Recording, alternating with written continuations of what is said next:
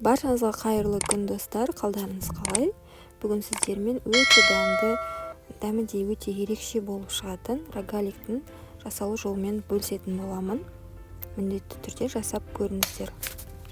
Ал бастайық. Ол үшін бір жұмыртқаға 3 ас қасық қантты саламыз. Шым тұзды салып, қанты ерігенше жақсылап араластырамыз.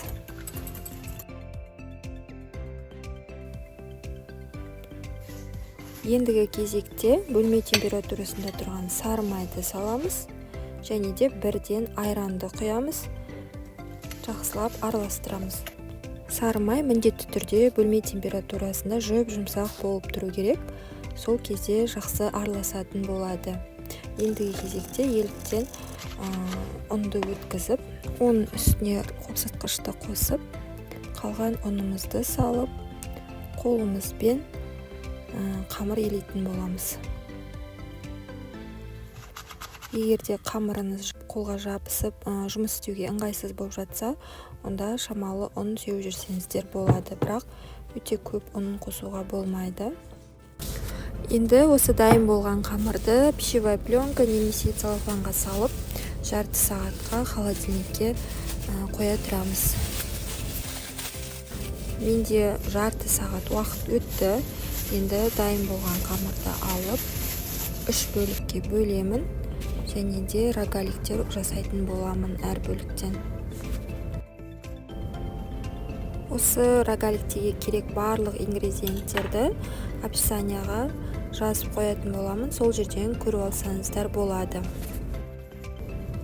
Мен өзіме және де балаларыма осы рогаликтер өте қатты ұнайды. Жасалу жолы да қиын емес.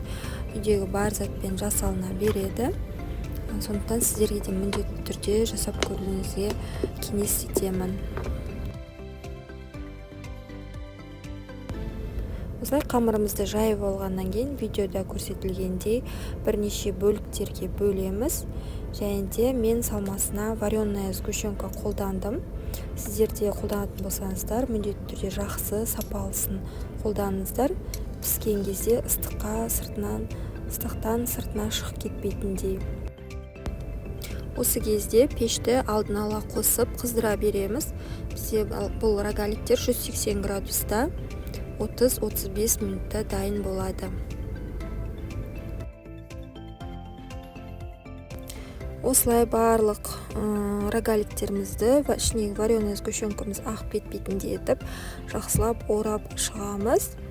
Бұл мен қамырдың бірінші бөлігі, ал екінші бөлігіне мен жай ғана қантты салдым ішіне.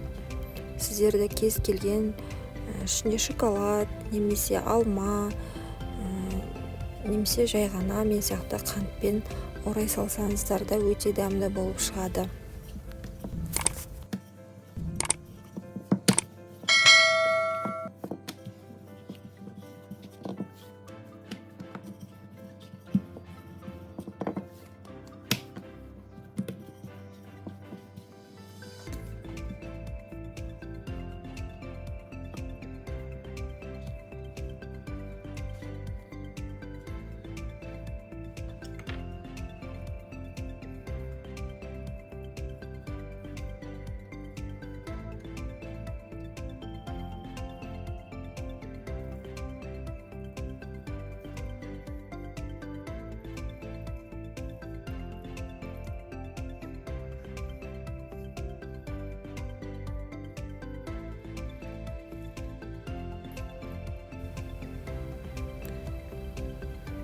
Енді осылай барлығын дайындап алғаннан кейін противенімізге орналастырамыз. Астына міндетті түрде пергамент қағазын төсеп, осылай барлық рогаликтарымызды салып шығамыз.